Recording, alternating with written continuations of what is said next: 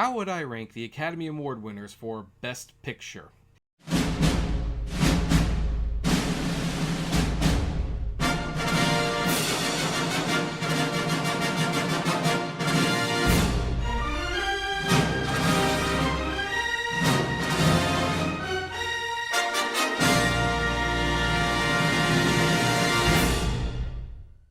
Hey everyone, this is Kevin T. Rodriguez, film critic of iCritic.net, and let's do a ranking video, shall we? So, this has been a list that has been long demanded.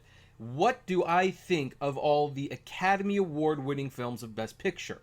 Now, keep in mind, the point of this video is not to say what should have won or what should have been nominated. I won't bring that stuff up unless it was such a big deal that it's worth noting. But we want to look at the quality of the movies themselves through a ranking system, which is super popular on YouTube, and kind of determine whether or not the Academy Awards really picks, at the very least, good movies to watch. Now, of course, film is subjective. You might have some different ideas what a good movie is and what's not, but I think it's fun, and we should really get started now because there's 95 of these things.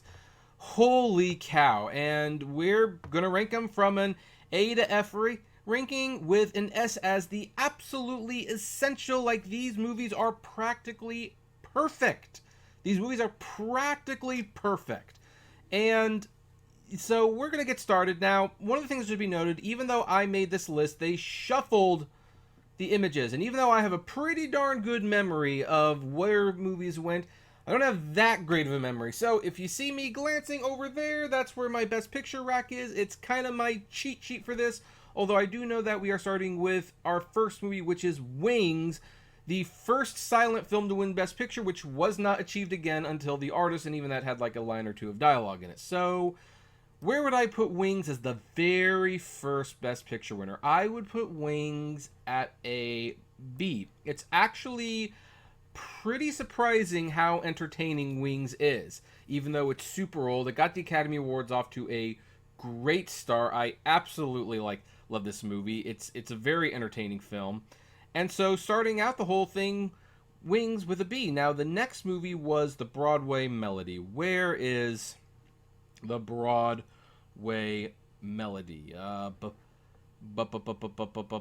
See, this is why I wish that they didn't shuffle the posters like this, because now I actually have to find. There it is, The Broadway Melody. Where would I place The Broadway Melody? I would put it as an F. So just as quickly as the Academy Awards got off to a good start, they also got off to a bad start. Broadway Melody is one of those vaudeville show type movies, and I'm sure it was impressive at the time, but it really has not held up very well. Our next one, though, is going to be a little bit better. Where's All Quiet on the Western Front? Hopefully this... Oh, here it is. I would put All Quiet on the Western Front at a B. The first war movie, obviously, to win Best Picture. Was a World War I movie, and yeah, this one's very good. I mean, it's not as gritty as later war movies would be, but I think for a first Best Picture winner outing, that was pretty good, especially considering how old these movies were. Alright, so the next one is Cimarron, and Cimarron, which I recall seeing down here somewhere. Maybe you guys can put... Here it is. I would also put that as an F. I mean, that was the first Western to win Best Picture. I don't want to take that away, but it wasn't very good. It has some very outdated stereotypes. I know some people are going to be saying, like, well, the movie's, over 90 years old. Do you expect it to have positive stereotypes? No, and there are old movies on here that have negative stereotypes. Some of them maybe a little bit more than just negative stereotypes that I do like because the movies are just that well done. And, I accept that certain things worked a certain way in those years. But for Cimarron, I cannot give that a pass. Alright, so our next one is going to be Grand Hotel. Where is Grand Hotel? Cavalcade, I think that's the next one. Grand Hotel. Some of This is almost like a game of Where's Waldo. I do not believe I can find Grand Hotel right now. How embarrassing. Oh, here it is. Here it is. Grand Hotel. I'd give that a C. It was average. I mean, it was one of the first star spectacles that really won. And, it was pretty good for the time, but it's not essential viewing. All right, so yeah, the next one is Cavalcade. Thankfully, I know where that one is. This one's a D. It's not exactly outright awful, but it's also not especially very good. In fact, funny thing with Cavalcade, for many years, it was almost considered a lost film. It was not released on DVD until well into the Blu-ray years. I mean, even though it won Best Picture, it fell into obscurity, and I thought that was interesting. All right, the next movie is It Happened One Night. We're going to give this one an A. This is a charming romantic comedy with Clark Gable and Claudette Colbert, and, about two strangers who basically end up getting stuck to go on a road trip with one another, and they fall in love, and it's cute, and it has, it's kind of interesting because even though, like, sexual tension had to be shown very carefully in movies back then, it had a very clever way of showing it to where it kind of stands out all these years later. All right, so our next movie is Mutiny on the Bounty. Another Clark Gable film, now that I think about that one. Let's see where we can find it. And isn't the suspense just... Does the suspense kill you? There it is. I would give Mutiny on the Bounty a B. I really enjoyed Mutiny on the Bounty. I think it's one of the best adaptations of the book. Now, I will say that the Marlon Brando film is probably a tad bit better, which was nominated for Best Picture years later. I forgot which year, so don't quiz me on that one. But I do like Mutiny on the Bounty. I think that's a good one. All right. Next one's The Great Ziegfeld. I like parts of this, but at over 3 hours, I think it way overstays its welcome. So we're going to give that one a C. Do not really recommend that one very much, unfortunately. And The Life of Emile Zola is the next one. This one I will also give a B. Interestingly, Paul Moody does not look like that in the actual movie itself. He looks completely different. But I like the movie about an author who defends a man who claims he was wrongfully accused of a crime he did not commit. So, in a sense, this might be the first courtroom drama that actually won Best Picture. All right, then we have You Can't Take It With You. Where is that one? I really wish that they had just... is that You Can't Take It With You? No, I don't think it is. Oh, here it is. I'm going to give this one a D. It's not very good. I love Frank Capra. He's the king of feel-good movies, but that one was just too sweet for my taste. Next, though, in a definite change of pace, we had went from going being super sweet to being a little dark and grim with Alfred Hitchcock in Rebecca. And I have to give that an A. Now, sadly, Hitchcock did not get a Best Director win for this movie. It went to John Ford for The Grapes of Wrath, and some would argue that that's definitely a better movie, but I do really like Rebecca. I think it is an excellent movie, and so I was very happy to have it win. And usually Rebecca has only been released in Criterion Collection discs. For some reason, no studio really wants to release it on their own despite it winning Best Picture, so hunt out the Criterion Collection disc sometime if you want to check it out. All right, so our next one is, this one, How Green My Valley. Now, I think How Green My Valley was average. It has not held up very well, and it really becomes a problem when you realize that this movie beat Citizen Kane for Best Picture, one of, if not the greatest film of all time. So that, it's hard to look at a movie in a little less, anything other than less than affection when you know something like that. But ignoring that altogether, it's average, it's okay. It's watchable, I suppose, but it's not something that I think I've only seen it twice, to be honest. It's never really grabbed the attention the way other movies should have. All right, so our next movie, a little wartime propaganda. This is Miniver. I'm also going to say that was a bit of an average movie. about a wife during World War II. You watch this movie, and here's the thing. It might not be a very entertaining movie, but it's actually a very interesting movie to watch, because this was like one of the first movies that was really made to galvanize the people into supporting World War II and America's invasion. And so when you look at it from that perspective, it's actually kind of fascinating to see what moved people, not only to give it Best Picture at the Academy Awards, but to encourage people to do their part to help with the war effort. So it has some historical significance. I just don't think it's a particularly great movie. All right, the next one is Casablanca. We're putting that one up into super. That is a quintessential Best Picture winner, a perfect movie. You must watch Casablanca. Such great dialogue, such great acting, and the most frustrating thing about it is if the ending wasn't so darn popular, it would leave you guessing until the very end what is going to happen. But, everyone's seen the movie, or seen the ending because it's popular, so. Anyway, Going My Way. I think Going My Way is a good movie. Now, I will say that recently, like just before I made this video and made this list, I watched one of its competitors, Double Indemnity, by Billy Wilder, and that was such a better movie. I don't know how Going My Way won. Going My Way is a fine film. It's not a great movie, but I've seen it a few times, and it's like, all right, it's a charming movie. Yeah, nowadays you can't take a bunch of ruffian boys off the street and get them to join the church choir and expect everything to be great. That's probably not going to happen. But it's entertaining, and it's sweet, and the relationship between Bing Crosby and Barry Fitzgerald, it works really well. So I, even though it probably should be a C, I'm gonna give it a B anyway. All right, now The Lost Weekend. This I would consider an A tier film.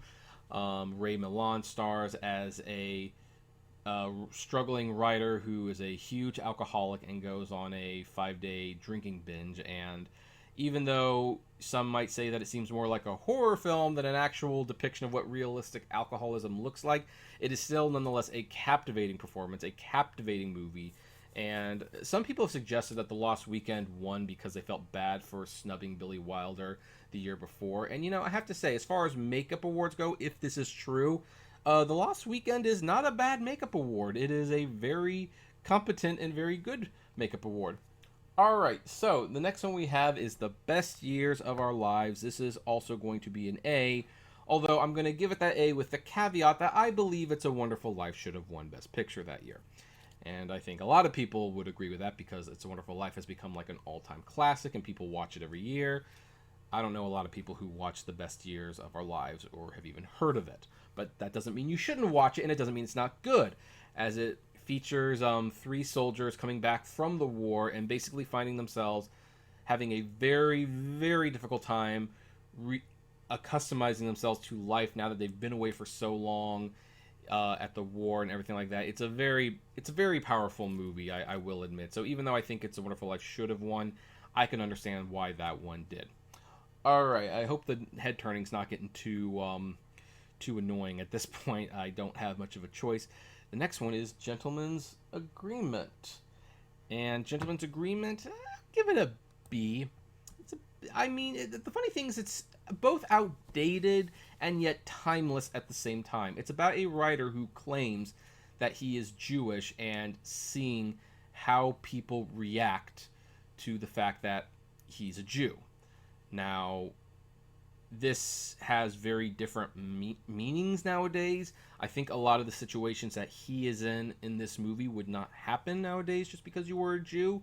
I think there is a lot of anti-Semitism out there, unfortunately, but when it comes to like not being able to get like a hotel room or something, I think this movie is a little outdated. What I would be interested in, truly, is seeing this movie get remade. And instead of having the main character as a Jew, have the main character be a Christian or a Muslim. And I think the story you'd only have to make very minor changes at that point. So that's what I mean when I say the movie is kind of dated and outdated at the same time. And unfortunately, anti-Semitism is on the rise. I might have to rewatch it again just to make sure, but I saw it a couple times. I do remember enjoying it, and that's why I'm putting it at B. But yeah, so that's where we're gonna put Gentleman's Agreement. Now the next one is Hamlet. I'm gonna put Hamlet with Laurence Olivier at a D. Now this was a historic one. This was the first foreign film to win Best Picture. It came from England. It did not come from America. There are better versions of Hamlet out there, and even though Olivier's performance is excellent, he also won Best Actor for this movie. It's not held up the same way that other Hamlet productions have, and we will probably see better ones still. So, hate to do it. It's fascinating to see what they look like back then, but I'm going to give that one a D. All right, now we have All the King's Men. I'm going to give that a C, about a crooked politician. I could see why that was considered edgy at the time. I think when this movie came out, people didn't really think of their politicians as being corrupt and things like that, and All the King's Men was one of the first movies to really delve into that subject. So I can see why it was timely then, but I've seen better corrupt politician movies, and in fact, they tried to remake All the King's Men, and it was largely the same. It had Sean Penn this time, but it ultimately fell flat. People just didn't relate to it. They thought it was outdated and corny, and maybe it's because, yeah, it was. It's based off a movie that came from a different era. Alright, so the next one is All About Eve. I'm going to give this one the S tier. All About Eve is one of those perfect movies about a actress who brings a fan under her wings to groom her, and that person ends up betraying everybody to become a big star herself. It is fascinating character study movie, and considering the fact that the two lead actresses apparently secretly hated each other in real life, it just adds to the performance. Like, you can just tell that they hate being in the same room with one another. All right, so the next one is oh geez, really, that's the next one, An American in Paris. I'm gonna give that one a C. I mean, it was a cute film, has that memorable song, I've got rhythm, I've got music, I've got my gal, who could ask for anything more. You know, it has some good songs, but I think it's just not a great it's not a great piece of entertainment overall. Unfortunately, then we got the next one we got to do is The Greatest Show on Earth. Now this is largely considered by many people to be the worst Best Picture winner of all time, and I'd have to agree. It's not quite my least favorite Best Picture winner. That comes much later, but it comes pretty darn close. For the longest, High Noon would have definitely been like a much better choice. Although interestingly, this win for Best Picture might have actually been the huge thing that made the Oscars the spectacle it deserved to be, because before this time, all the Oscars had been aired on the radio, so people could listen to the awards and everything like that. They didn't see the audience. Well, for the year The Greatest Show on Earth won, they decided to telecast it live for the first time. And when it won Best Picture, the disappointment in the room was on everyone's face. Nobody wanted this movie to win. And the cameras picked up on it, and people kind of got to see the curtains drop a little bit on their favorite actors and directors and producers who wore suit and ties and smiled, and just see them sit there like, oh my gosh, I can't believe we just gave this movie Best Picture.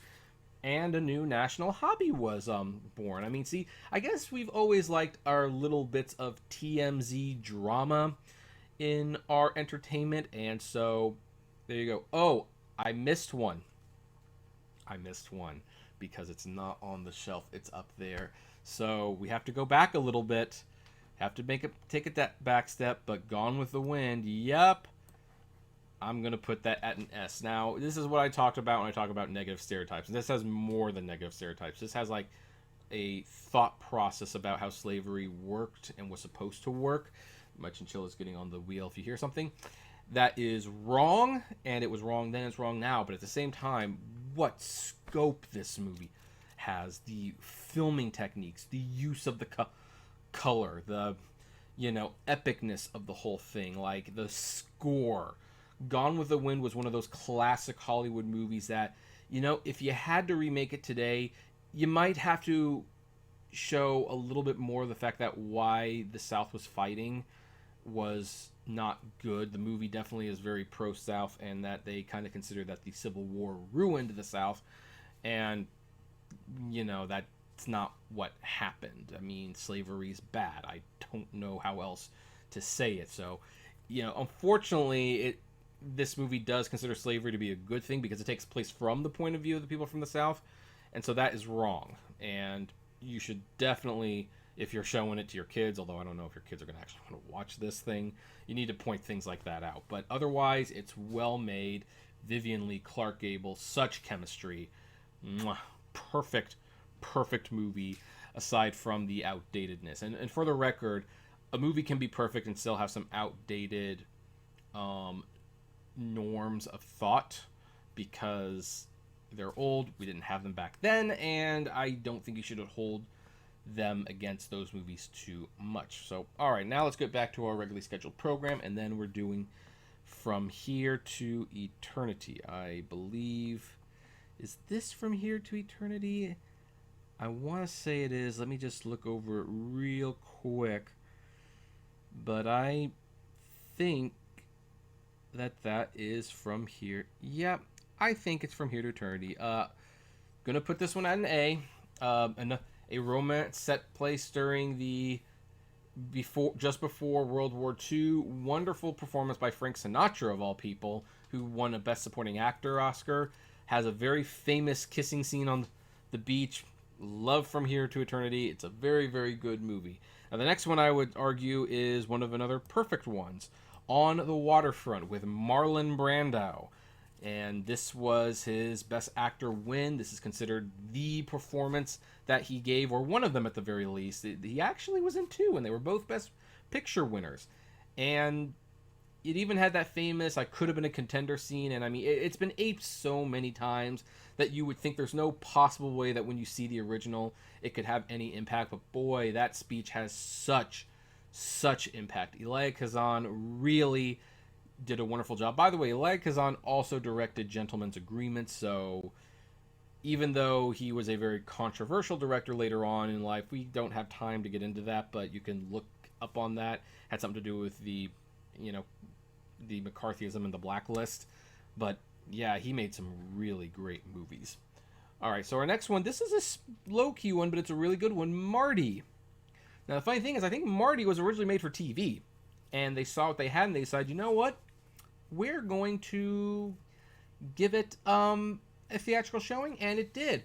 And by the way, Marty was one of 3 movies, the other one was The Lost Weekend, to win both the Palme d'Or and Oscar for Best Picture. There is a third movie that won, comes much later, but yeah. And Ernest Borgnine, I mean, you've seen him in tons of stuff. You know him as the voice of Carface and most of the All Dogs Go to Heaven movies and shows. But this was his Academy Award-winning performance as a 30-year-old kind of stubby man who is simply looking for love and has a hard time finding it, and then he meets a girl, and it's so sweet. It is super sweet. And so it's hard not to like. All right, so the next one, unfortunately, we got to get to another one that I don't like, and I am very conflicted. I want to give this one an F, but I'm gonna give it a D because it's got some nice sets. Around the World in 80 Days is not a good movie. It was grand, it was spectacle, it actually pioneered the idea of the cameo where you would have famous actors come in for just a bit part, like Frank Sinatra's a piano player, looks up, doesn't have anything to do with the movie, but there's Frank Sinatra. And at the end of the movie, they listed all the famous people who cameoed in it and actually encouraged, like, if you missed any of them, come see the movie again and see if you can find them, which was a really clever marketing tactic. But as a movie, it's too long. The main character by David Niven is not very interesting. His sidekick, Timbuktu, is actually much more entertaining. And in fact, in other countries, he was listed as the main star. But yeah, Around the World in 80 Days, it's just okay. But another great one is The Bridge on the River Kwai by David Lean. This comes pretty darn close to perfect Alec Guinness's Best Actor win. I mean, actually, this won every Oscar except for Best Supporting Actor. And what's interesting about The Bridge on the River Kwai is even though it's a war movie, it's not a serious war movie. It is an action movie. It's an action movie about soldiers who are captured by the Japanese, and they're forced to build the famous bridge on the River Kwai, and they help them gladly at some point because they realize that even though they are doing this as prisoners of war, this bridge will outlive all of them. So even though they're building a bridge to help destroy their side, this bridge is in some way going to be their legacy, and they're very proud about that. And it's a very interesting action movie. So, yeah, Bridge on River Kwai, I give that an A. Then we have Gigi. Gigi. Where would I put Gigi? I'm going to be nice. I'm going to give Gigi a B. It's a musical. It's not the greatest musical. There are much better musicals on this list, but it is definitely an enjoyable one. It has some memorable songs, and I really like the ending. All right, so the next one we have Ben-Hur, another perfect movie. This is probably the most perfect movie you can get that's over 3.5 hours. So Ben-Hur, epic biblical movie about the Christ, about a man who is wrongly enslaved and, ranks up through the, as a gladiator, chariot racer.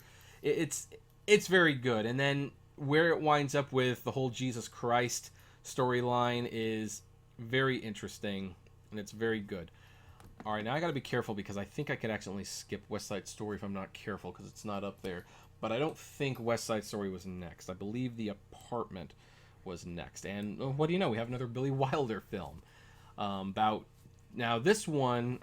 I know people who have watched this movie now that have huge issues with this movie because it's about Jack Lemmon, who lends out his apartment to his executive friends, and they take women there so they can have affairs in his apartment, and they don't have to go to a hotel. And he does it to get promotions. Now, that is not a politically correct thing to do, and I don't think it was ever politically correct. It was just something he did. In fact, I think they never actually say what the people are doing with the apartment because they were trying to skirt around the Hollywood code at the time. But then one of them ends up having to stay with him, and they fall in love, and it is a very good movie. Okay, I think West Side Story is next. Now, I normally would have given them an S, but I'm going to just give them an A. And why is that? Well, here's the thing. They remade this last year. Steven Spielberg did. And I'm sorry, but the remake is better.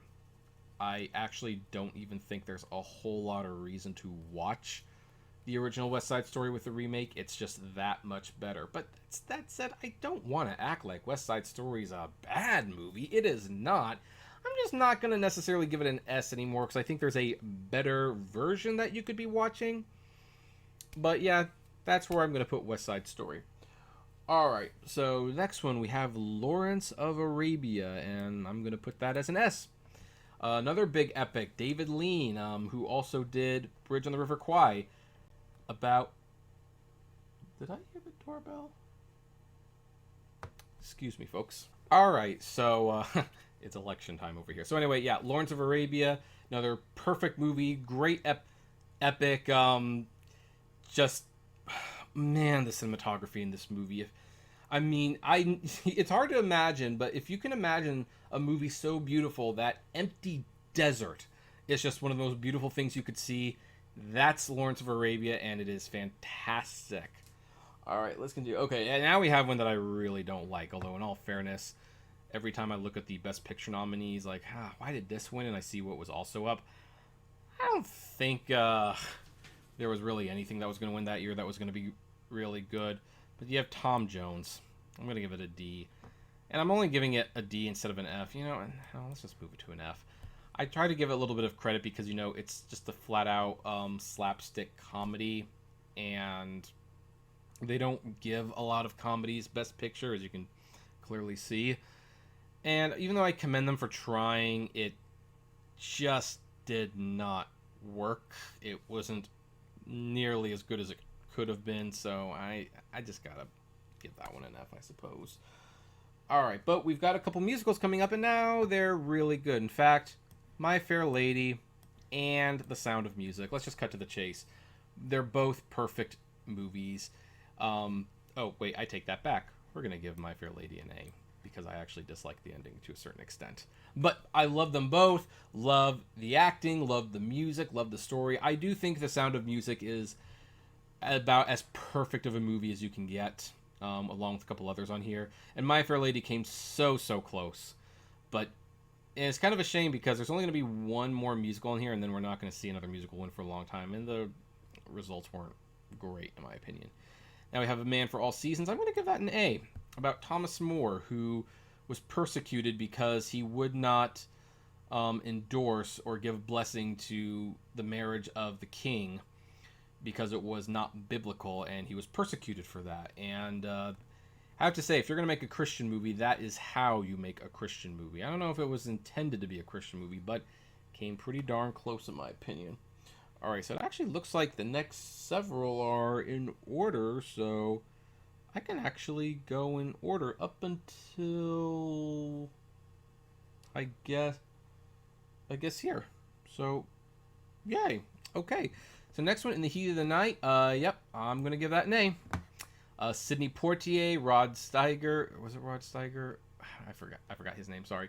But yeah, no, great movie. And by the way, I mean, it's I actually think this is the first Best Picture winner, now that I'm looking at it, to have an African American as the main protagonist. So this was a milestone for the Academy, and it was a wonderful movie, and I was, definitely, yeah, that's definitely a very good one. Now, Oliver.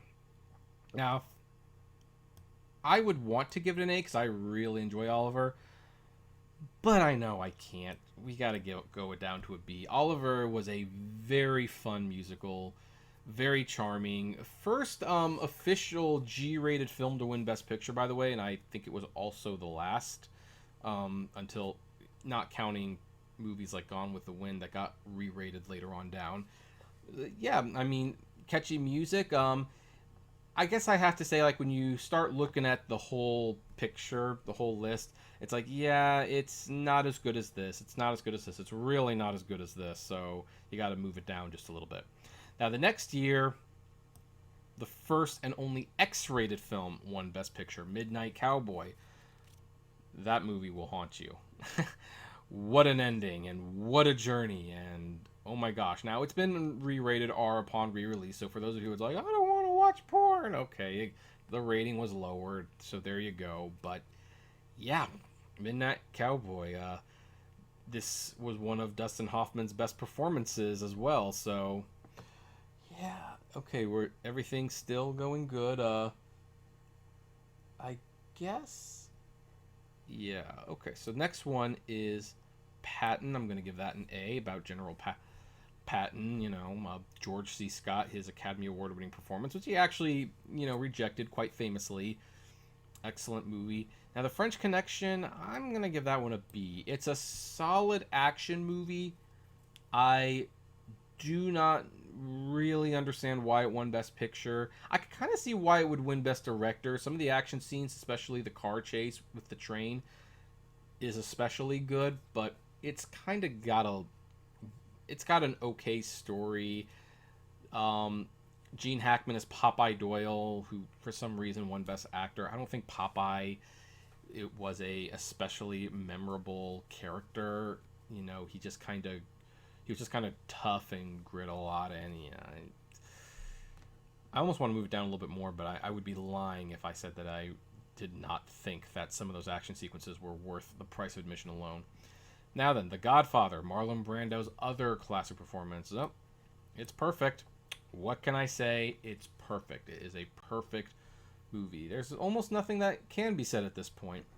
Now, The Sting, I'm going to give that a B. Very entertaining con artist movie with Robert Redford and Paul Newman. I believe this is also Robert Redford's only Academy Award nomination for acting.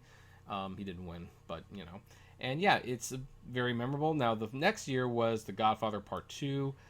Also perfection. It would have been like a real miracle if The Godfather Part 3 had come along and just as good as the first. Then you would have had like your perfect trilogy.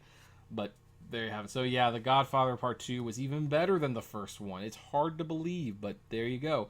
And then they another home run. One Flew Over the Cuckoo's Nest. One of Jack Nicholson's great performances.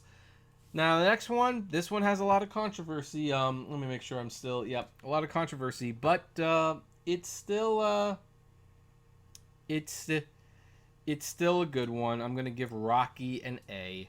Yeah, it's cliched. Yeah, it's been duplicated. I don't know how many times at this point, but here's the thing. It is wildly entertainment. It has that great song, and oh, that kiss with Sylvester Stallone and Talia Shire. I mean, I don't know what you want to say. That's just one of the most romantic kisses ever filmed. Okay, Annie Hall. I'm gonna give it an S. Move it. Annie Hall. That's Woody Allen's masterpiece. Is masterpiece, and he's made some very, very, very good movies. Some very good movies, but I think that was his best one. Now you have The Deer Hunter next, Michael Cimino, and this one's almost a shame to put on the list. Not because the movie's not good. The movie is excellent. I especially like how the 3 hours is told in 3 separate acts. It's wonderful.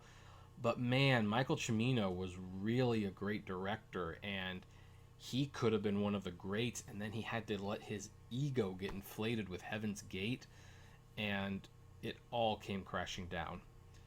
All right, now you have Kramer versus Kramer, and I'm kind of mixed. I'm going to put this as a B because I do think it's a good movie, although it's one of those movies that's kind of almost a relic in time. Not because of anything particularly offensive, but because, you know, it's about a divorce, and the whole thing is that basically it was exploring... this is one of the movies, a lot of movies at the time, that were exploring new roles of women in the household, particularly that they were getting tired of just staying in the house and taking care of the family, that they didn't want to give up their lives for their husband and their kid.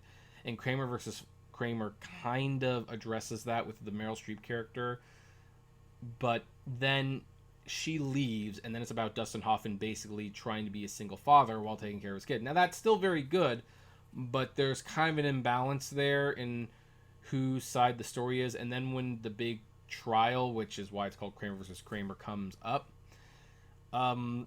things like shared custody and stuff aren't actually brought into the picture, and so it's just a little off, if you would. It feels a little outdated, to be honest. But that said, it's still a very good movie, so I can't exactly put it on a C.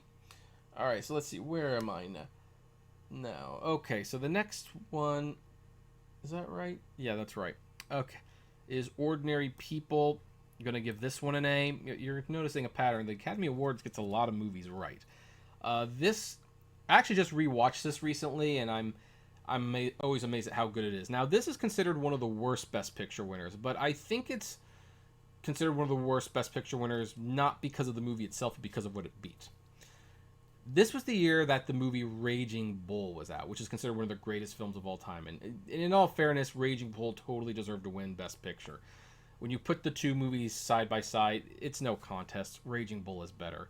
But Ordinary People is still a very good movie, a very powerful movie about depression and survivor's guilt. And so I could see why the heartstrings would have been tugged enough that the Academy would have given it their highest award.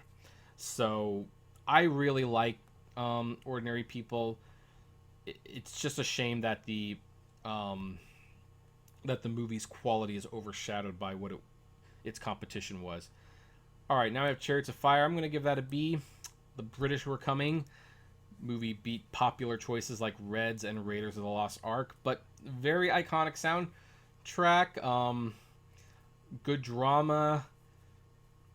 It's a wonderful little movie. It's not groundbreaking by any means, but it's a very good movie.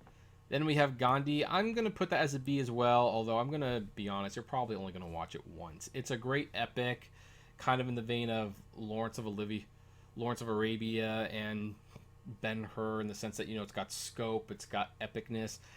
It's emotionally not as satisfying as those movies, but it does have that scope, and I agreed with the director of the film, Richard Attenborough, who believed that E.T. should have won that year. I think E.T. would have probably joined my S tier, if you will. But, yeah, there you have it. I'm also going to throw in the B category, Terms of Endearment. I really do like this movie, James L. Brooks. It is definitely one of those fun dramedies. I don't know. I mean, it's... Actually, I'm going to take it back. Now that I think about it, it probably deserves an A. Because now that I'm sitting here thinking about it and thinking about some of the great dialogue and some of the acting and some of the iconic scenes, it's like, why isn't that an A? So, yeah, I'm going to give it an A. Now, Amadeus, this is actually my personal favorite movie of all time. I have to give it an S. About Mozart, Wolfgang Amadeus Mozart, and the rivalry with Salieri.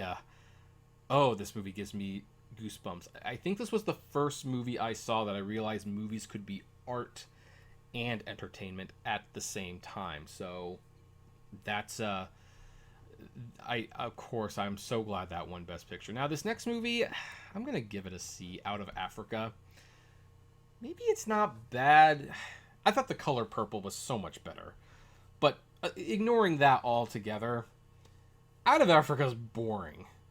I love Sidney Pollack. He's a great director. The man directed Tootsie. He knows how to make a good movie. And there's some beautiful shots and some good acting in this movie, but I have seen much more compelling romances. In fact, the 1997 Best Picture winner, which we will rank soon, I think did this style of movie way, way better than this movie. That's a spoiler for those of you who can go through your Rolodex of memory and go, remember what movie won in Best Picture 97.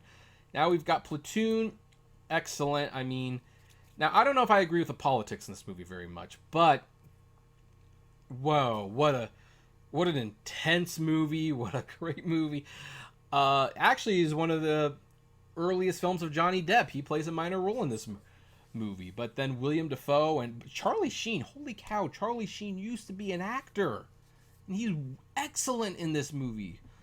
So, yeah, definitely give Platoon a look. And now this next one, I'm not only going to give it an A, I'm going to have to say this has been like a constant source of disappointment for me.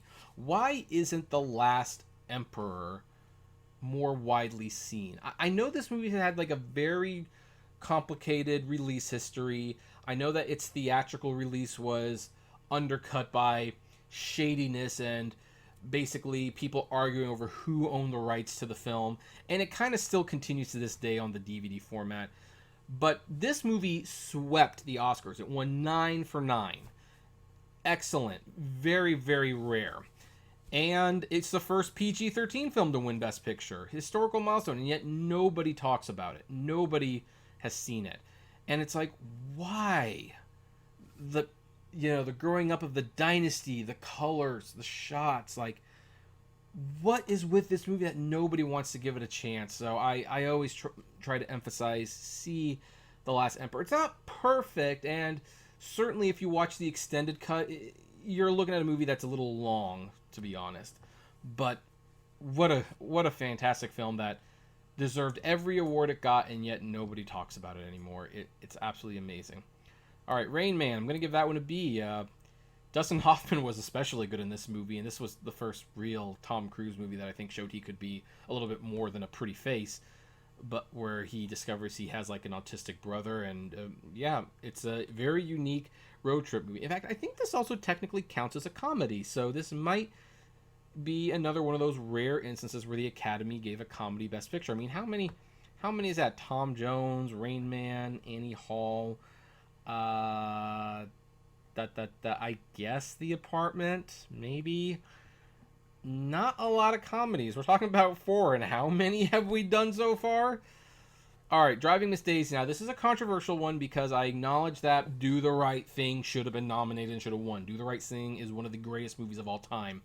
And there was a lot of controversy. Not only that it didn't get nominated, but the fact that instead of a movie about, the black experience that was an artistic triumph not winning, but then they gave it to an old-fashioned movie where a black guy drives a little old white lady around. I mean, I understand the optics and why people shun this movie, but here's the thing. I'm gonna give it a B because it is a charming movie. And I discovered Morgan Freeman through this movie, and I looked up some of his other stuff afterwards. I mean, look, I understand the optics of it, but it was a good movie. It absolutely was a good movie, and the chemistry between the two people between Morgan Freeman and Jessica Tandy was excellent, and you believe that they had a genuine friendship by the end of that movie.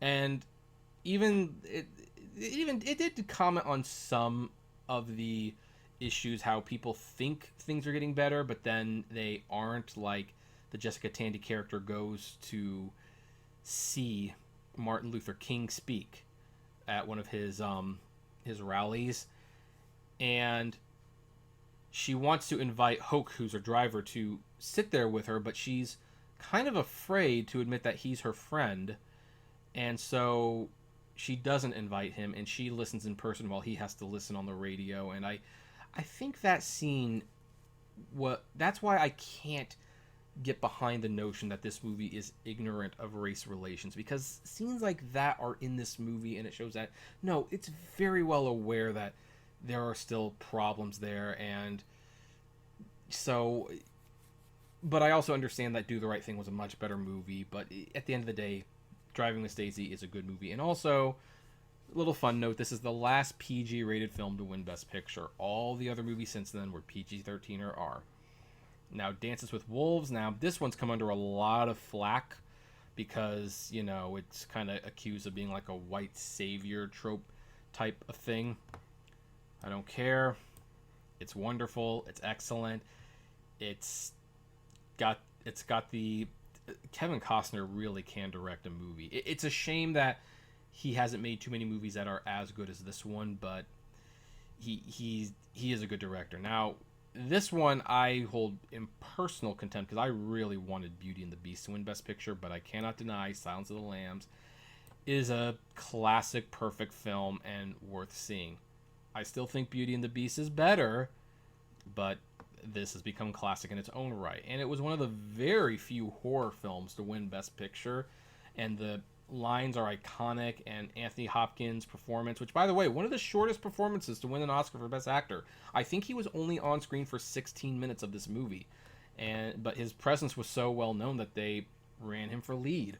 So there you go. Now, Unforgiven, I think this is a B. This was Clint Eastwood's commentary on the Western genre, and it was a very good one. Now, it's a little cliche to a certain extent, but I do like this, and, you know, Morgan Freeman and Gene Hackman, and his second Academy Award win, were very good. I think I must have grabbed the foreign poster by accident, but yeah, I do like Unforgiven. Now, Schindler's List, what do you want me to say? Perfect. One of those movies that most people, it was so well made, most people can only watch it once because it's just that emotionally effective. So now you have to look, we're getting near the end. We're getting to the last 20 years or so. But I mean, look at all these great movies.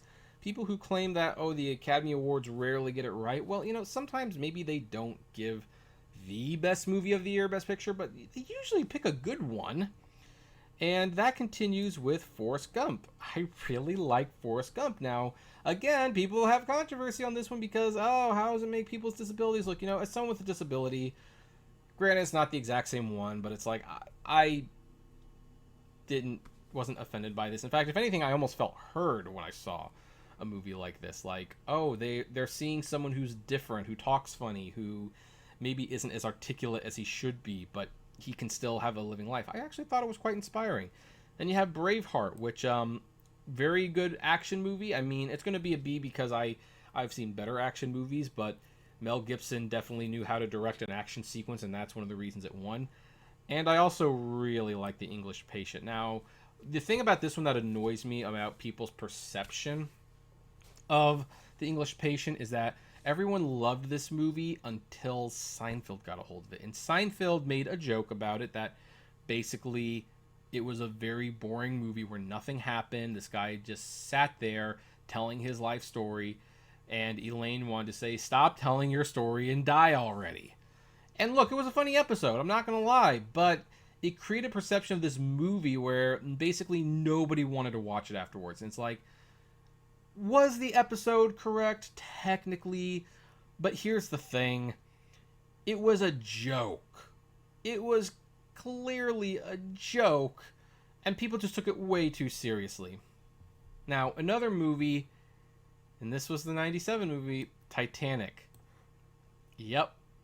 So, That movie earlier that I was talking about how I felt like a 97 movie did the whole romance thing and everything better. Titanic. I mean, biggest movie of all time for several years. And, yeah, I think this was another sweeper. 11 for 11. So, it deserved every one of those. Oh, wait, no, it wasn't a sweeper because it lost actress and supporting actress. So, no, it technically wasn't a sweeper. Came awfully close, though. And now, Shakespeare in Love. I know that this one has some controversy over the Harvey Weinstein thing, but here's the thing.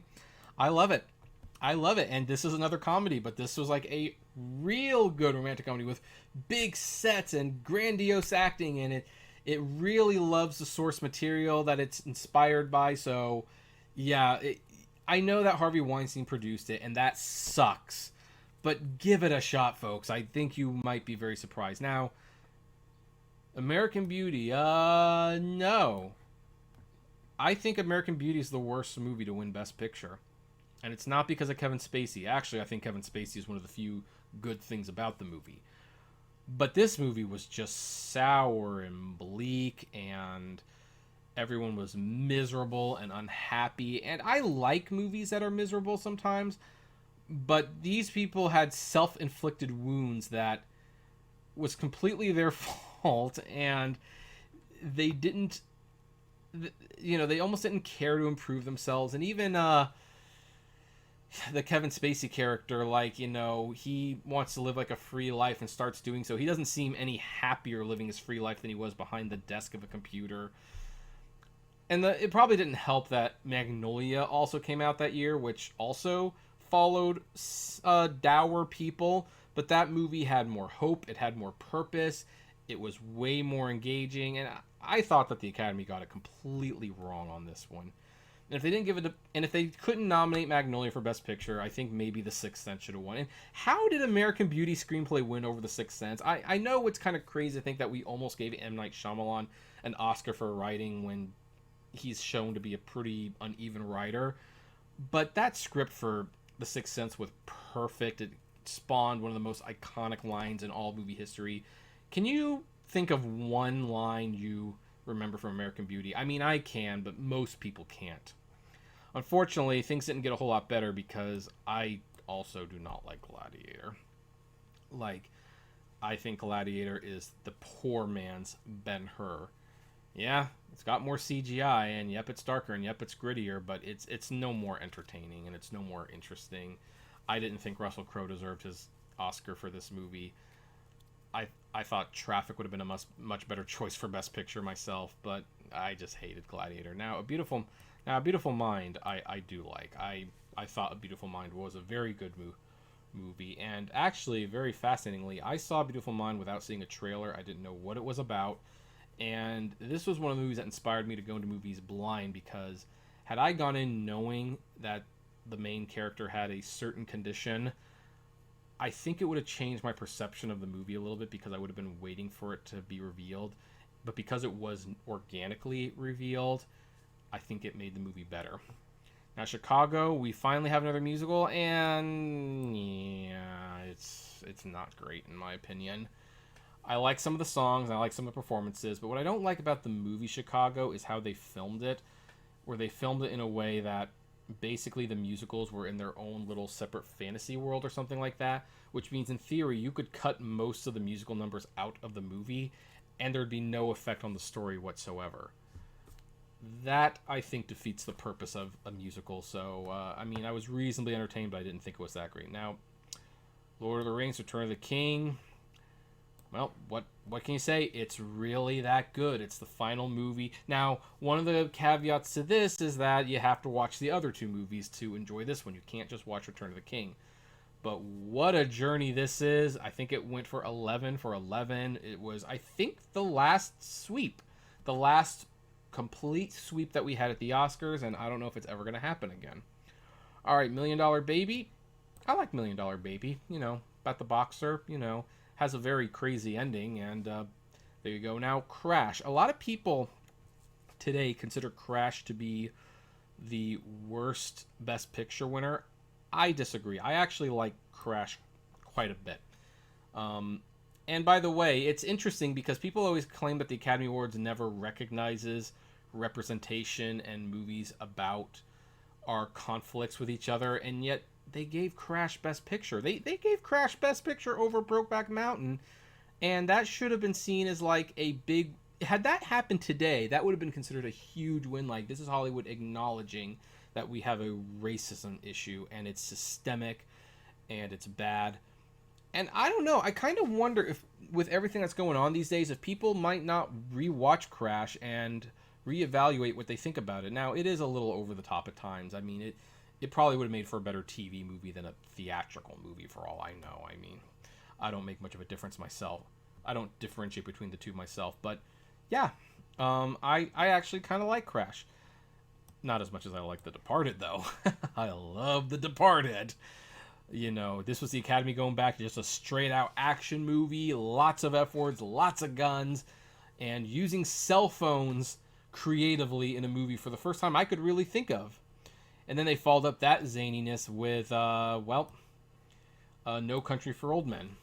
And that is a methodical, carefully paced cat and mouse thriller, which has a very ambiguous ending in it. So, you know, I don't know if I could quite bring it up to A, but yeah, I definitely got into it. Then you have Slumdog Millionaire. Now, it should be known that the Academy really blew it by not nominating The Dark Knight that year. And this was their chance to fix that. Well, not fix it, but they should have nominated. After this, they expanded their field to 10 nominees. But that said, Slumdog Millionaire is still a very good movie. It's excellent. And the fact that it helps that it kind of actually shows why Who Wants to Be a Millionaire was such a big hit, because you know, they know, like, yeah, the idea that, you know, a nobody from the slums could actually become a millionaire. I mean, and then they told a fictional story around it. I mean, I thought that was clever. Then you have The Hurt Locker. Now, a lot of people wanted Avatar to win. Me too, but The Hurt Locker was also a very good movie. In fact, the next few movies were all really good. The Hurt Locker was like the first Iraq war movie to win, and it wasn't like this dour little, oh, the war was corrupt and everything. It was an action movie about a guy defusing bombs, and it was a very entertaining one at that. Then you have The King's Speech, which Social Network should have won, and I don't think Tom Hooper should have won Best Director, especially now that he's directed Cats. He should almost be forced to give back his Oscar. But The King's Speech is a great movie, and it's very, very emotional, and I love it. Same thing with The Artist. This was the second silent film, and even though there's like 2 lines of dialogue, I think you can safely call it a silent film. Now, I did think there were better movies that year. I thought Hugo was better. I thought The Tree of Life was definitely better, but I could also understand why The Artist was the favorite it was. Now, Argo, I'm going to give that a B.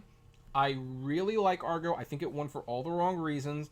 When they snubbed Ben Affleck for Best Director and then he won the Golden Globe and he was so nice and charming about it, I think everyone felt, we screwed him. We need to make it up by giving him Best Picture. I don't think that was the right reason to give Argo Best Picture. But that said, it's still a good movie, and it's a good thriller about trying to save the Iranian hostages. So it's not like I wouldn't recommend it. And then, of course, you have 12 Years a Slave. Where would I put this one? Well, even though I don't enjoy watching it, I'm going to give it an S. In fact, what's interesting is I remember people like being so in love with this movie in the sense like, this is a really important movie. This is the movie that we've been waiting for. Like, this is a real acknowledgement of our America's ugly history with slavery. And then it wins Best Picture, and then no one talks about it anymore. I mean, I think this movie should be shown in schoolrooms, if I'm being honest, but I guess there's that whole controversy, how much of slavery do you want to teach about? My opinion, teach about it. People need to know what happened so that we don't repeat this stuff. Birdman, I like Birdman quite a bit. I love the one-shot cinematography. I thought it was excellent.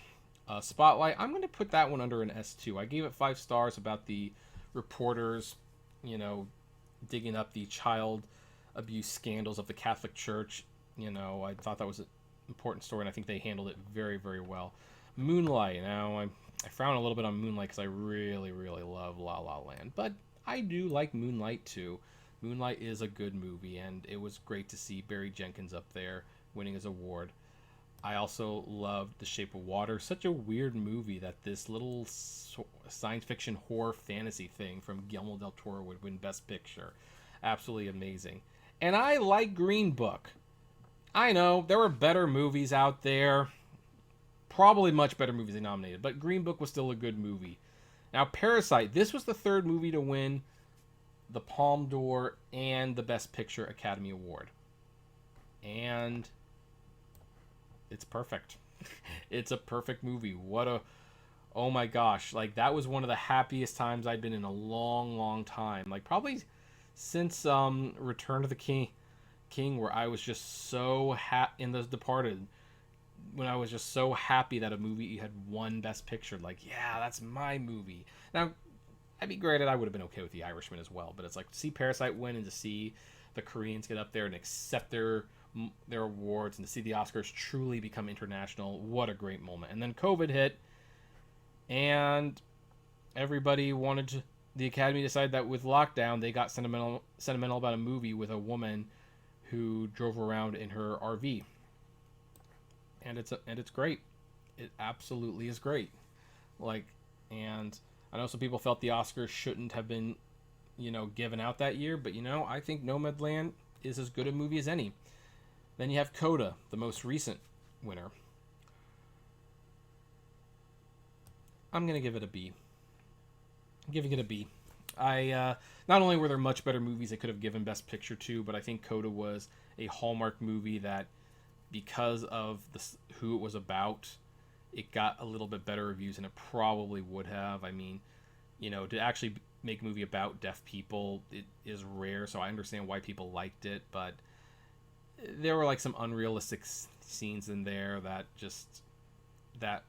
are typical of a Hallmark movie. And if the family could hear, and if they were just like a typical family who were like, say they were farmers and they didn't want their kid to go out to music school because it's like a trade they don't understand. I mean, we've seen this movie before. It's still good, but so let's look. We've got about a dozen perfect movies, a couple dozen A's and B's, 7 C's, and only 10 movies that I would outright say are not worth your time.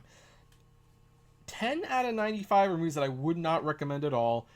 And if you wanted to stretch it a little bit more, you could say 18 movies out of 95 are not worth seeing. But otherwise, look at all the movies that are worth seeing and are great. And so, say what you will at the Academy Awards. I've commented several times, oh, maybe this movie should have won, maybe that movie should have won, this movie wasn't even nominated. But I think overall, the Academy Awards does get it right. I think overall, they pick good movies to win Best Picture. At the very least, they're good movies. Even Coda, which I wasn't ecstatic about, it's a good movie at the end of the day. Maybe just not a Best Picture winner. But anyway, I would like to know, do you agree, disagree with any of these choices? I'm sure it's going to get heated. Comment below, like, favorite, share, subscribe, and as always, flame responsibly. Have a good one.